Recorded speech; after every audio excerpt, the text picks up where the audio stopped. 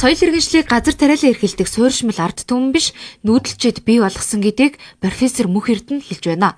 Анх нүүдэлчид төр тулсыг бий болгосон тул анхны хотын оршин суугчид нүүдэлчид байсан. Довчхондоо хүн төрөлхтний түүхэнд төр тулс соёл иргэншлийг нүүдэлчид авчирсан гэдгийг ингэж тайлбарллаа. Хүн бус хүнээс ангид тийм тээврийн хэрэгсэл бий болоогүй үед төр улс байгуулах боломжгүй. Мэдээж энд бол хамгийн чухал тээврийн хэрэгсэл нь мал аж ахуй эрхэлдэг хүмүүсийн хувьд бол үхэр тээвэр яадаг. Тэгээ хамгийн том хувьсгал гаргасан юм нь бол адуу.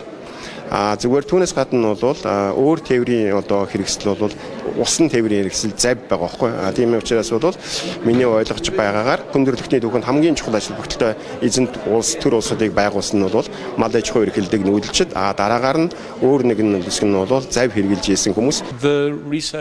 За би өвөр Монголын өөртөө засах орны Алшаа аймагт амьдардаг. Сүүлийн жилүүдэд мал аж ахуйн чиглэлээр судалгааны ажлаа эрхлэмжүүлж байна. Тэр дундаа бэлчээрийн мал аж ахуйг соёлын болгох сэдвийг онцолж ихтгэл тавилаа. Нүүдлийн аж ахуй дотроо тэмээ аж ахуйг хамгийн хөдөлгөөнтэй гэж үздэг. Алшаагийн монголчууд тэмээний аж ахуйг хамгаалахын тулд орон нутгийн өв соёлыг хамгаалах тухай ярих болсон. Энэ асуудлыг өөрөө ихтгэлдээ тайлбарлалаа. Хотчлд үйлдвэржилтийг дагсан хог аягдлыг бууруулах, дахин боловсруулахын тулд нүүдэлчдийн уул ус газар шороогоо хайрлан хамгаалах, байгаль дэлхийдээ цэвэр цэмцгэр ээлтэй амьдрах соёл иргэншлийг судлан хэрэгжүүлэх нь оновчтой шийдэл гэдгийг судлаач хэллээ.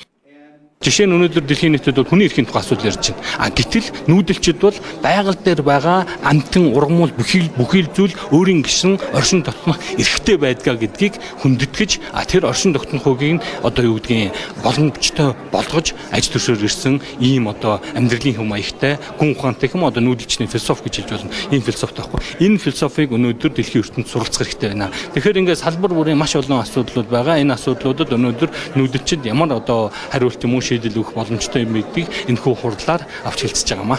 Цаашдаа бол олон улсын судлаач нар ирж Монголын нүүдлийн соёлын соёлыг соёлын иргэншлийн түүхийг судлах, цаашлаад монгол судлаачдыг Кембрижид сургаж тэнд дадлагжуулах судлаач нартай харилцан туршлах солилцохын боломжууд бүрдсэн байгаа.